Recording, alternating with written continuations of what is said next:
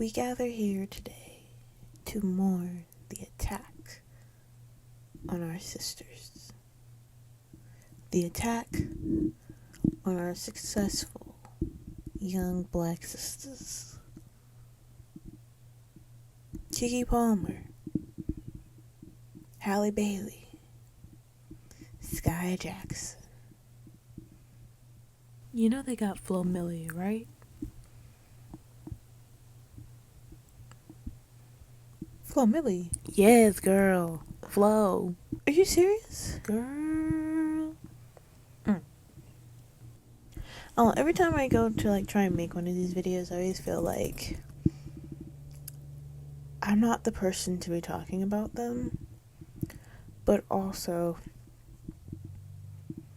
I think about it a lot. And I feel like, well, why shouldn't I be able to talk about it? But I want to start off by saying I wish every one of these ladies that we're talking about, or at least I'm telling you about, I wish them all a safe pregnancy and a breezy, terrible twos. And I hope they just enjoy their chance at motherhood. Because honestly, they deserve to be happy. And if they're choosing motherhood and that's what they want, I hope it brings them everything that they want. But as a young adult, a young black woman who is still finding her footing in womanhood, it's like these women that are my age are also entering motherhood, and that's something that I might want in the future, but it's right now that blows my mind.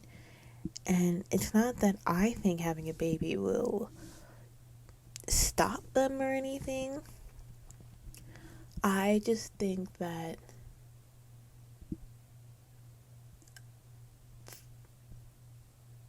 the baby is being weaponized against them by other people, and that society won't let them be great because they have a baby. And that's just one reason that they're assuming that they can dispose of these women. Because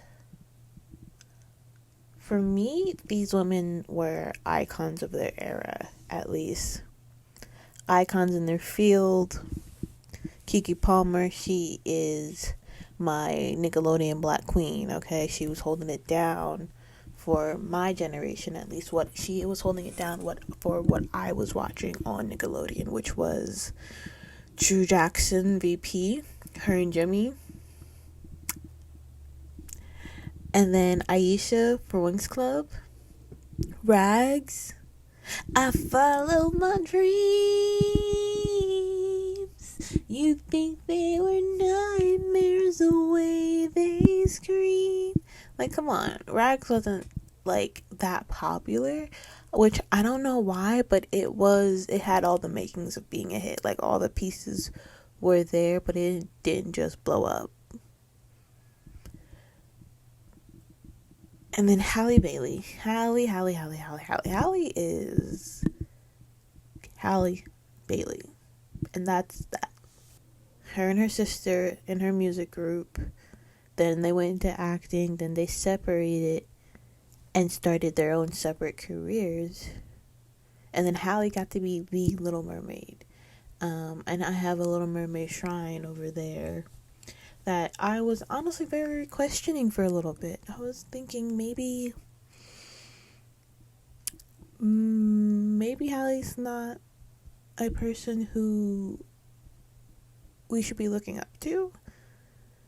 And when I think about people that you should be looking up to, it should be people who have the same morals as you, people you aspire to be, people who you want the same thing as, but not in I covet this, I covet what you want, but in a way of I can achieve that too. Everybody wants money, And it's like, oh, if you work hard, you can get money. If you get lucky, you can get money. There are many different ways to get money. But, like, I want money. Who doesn't want money? But it's in the way where it's like, you and this person are up for a promotion, and this other person gets a promotion, and you're like, I deserve that promotion. You know, it's different. And for what was happening to her, I was like, this is not something I would want for her. It's not something I would want for myself. And the way she was acting and lashing out, which, when you're under a lens like that, who knows how you would act. These men really have them stressed and acting out of character, out of their manicured personalities that they want to portray because this is a job. And they have them acting out of characters because this man got me fucked up in a way that only a man could get under your skin. Only a partner, only someone you chose as your significant other could get under your skin.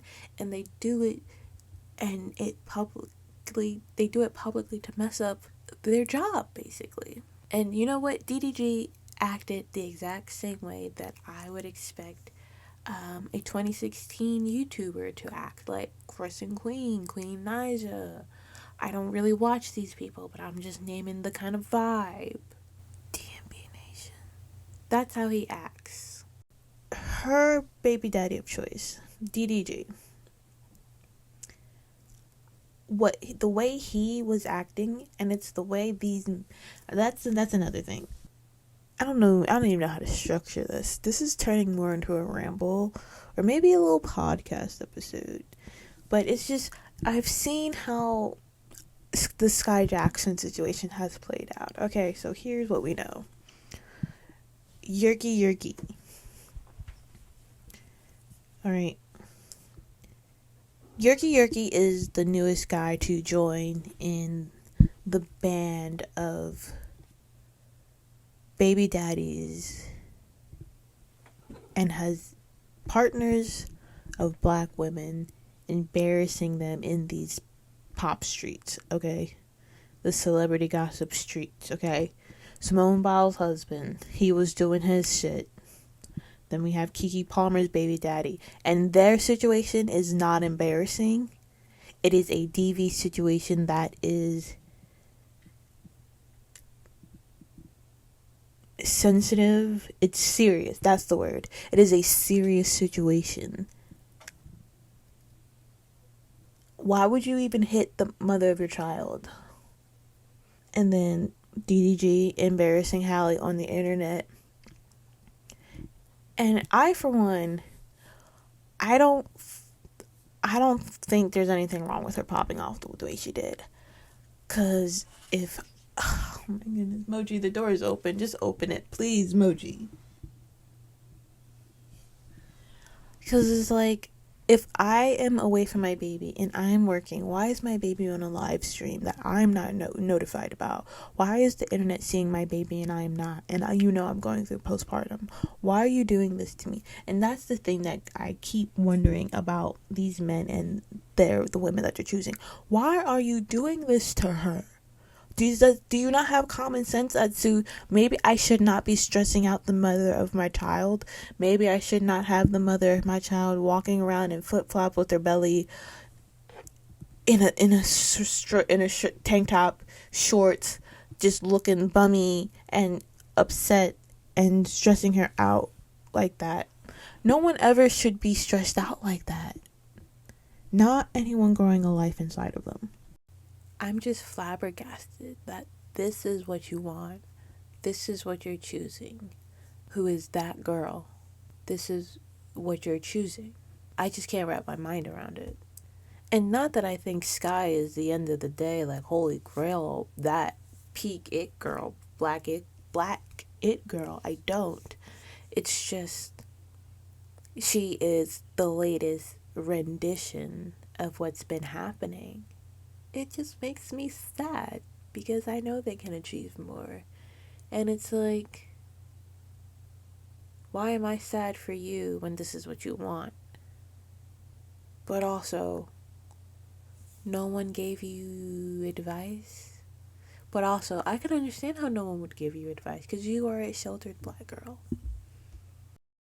And the crazy thing is, Yerky is making DDG look like Father of the Year. Yerky.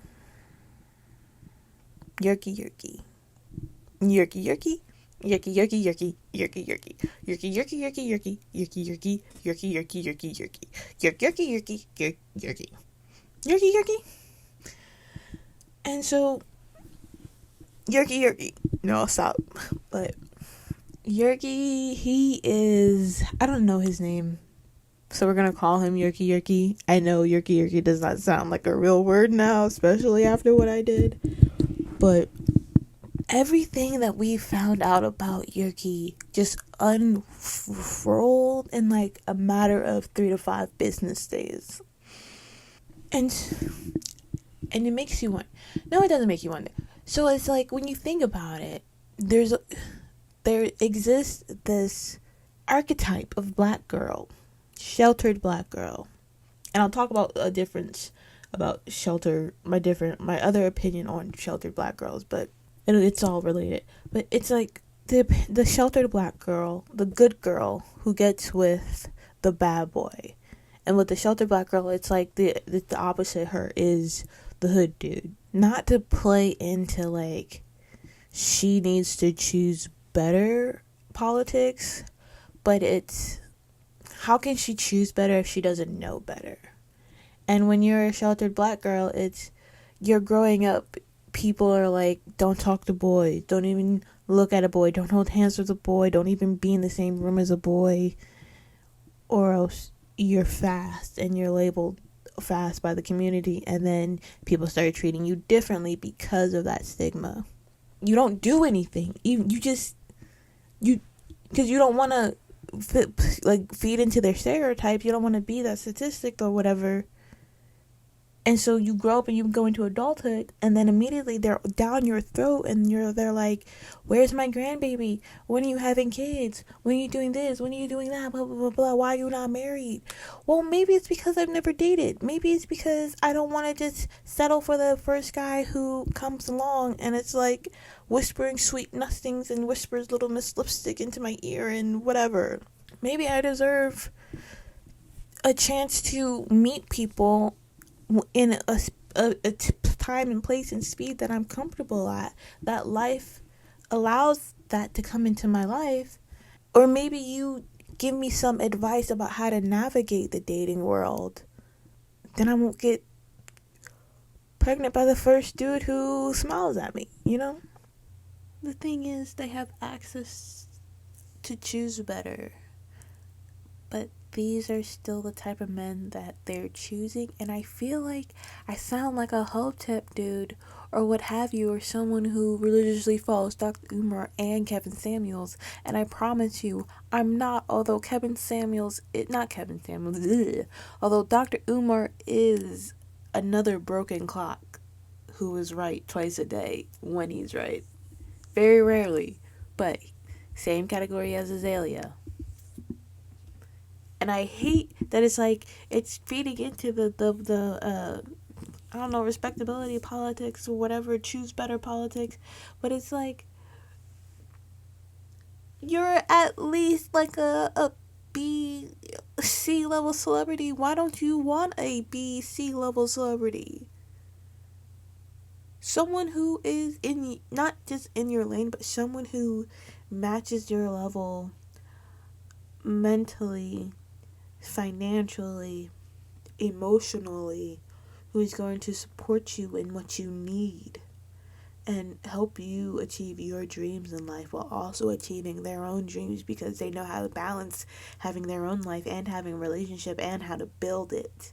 Skai Jackson is that girl, whether you want to admit it or not. Like, she is that Disney girl. So how, when we say we want she could have any dude, it's not that we think she is some A-list celebrity, but for her time on Disney, she was that girl. She She's honestly the queen of commercials when it comes to childhood acting, in my opinion. Cause I am stuck on Band-Aid brand, cause Band-Aid stuck on me. Yeah, that was her. That was the moment back then. Everyone was singing that jingle. Sky was so adorable. And she hasn't really been in any job as an adult that reach wide unanimous popularity since like she's left Disney. So it's not like she is the most poppin' celebrity. She's not. But she has a certain amount of status that's undeniable, and you gotta respect that. But you also have to respect that these, at the end of the day, these are the men that they are choosing. And I feel conflicted as the target audience that like these celebrities are aiming towards, the target demographic speaking up, at least from my personal perspective. It's sad that this is what they're choosing to put up with. And I'm not saying Keke Palmer specifically chose to put up with this, but I won't deny that a baby makes things complicated. And it's really just very depressing as a 24-year-old black girl to see happening. Honestly, watching a young, successful black woman get pregnant at the height of her career, or when her career is blossoming, or is when there's more in store for her career, and to get pregnant by a dude who does not care about her, does not love her, does not want to build a family with her when that's clearly what she wants. It's like the moment of the Mike Tyson and Jake Paul fight, when you realize that this is a young man beating up an old person. This is elderly abuse. We are watching elderly abuse. Me and this person next to me paid $800 a pop to watch elderly abuse. What is happening with life? This is depressing. But Yerky saying I'm smoking on cam, for him to say I'm smoking on cam the next day, then getting hit by a cop car and arrested, proves that there is still balance in the world cosmically, because I know that I don't play about Cam, and I know that we do not play about Cam.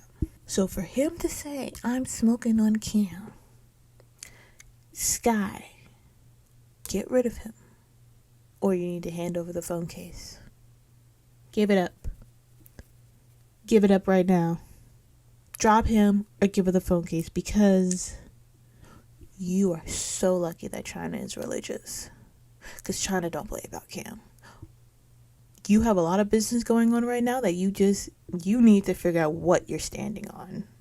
I was also thinking about how she is either baby mama number 2 or 4. Also, he's a felon, and apparently they met in prison, like she was his pen pal. I don't know much about that, but that is crazy. She's been watching too much Love After Lockup. And I think as black women, we deserve to be baby mama number 1, at the very least, you know? Like, I would like to be your only baby mama. But baby mama number 1, if I'm being real, like, if I'm being honest,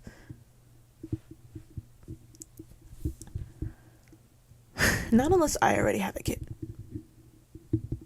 But, like, my first kid needs to be your first kid. And that's my boundary. But also, like, what Disney trauma is going on here? What child star trauma is also playing into effect here? Because this brings us back to our favorite broken clock, Azalea Banks, and talking about, she brought up the yachting that allegedly Sky and her parents were making her do. And that, I don't know much about yachting, but what I've picked up from the internet is that's pretty traumatic for a young girl to do. And as the breadwinner of her family, I'm pretty sure there was a ounce of pressure to feel like she had to do it if it's true, but it was from the support that I feel like it was true was from a blind item, but you know how blind items are. But they're also from people who are allegedly close to the source.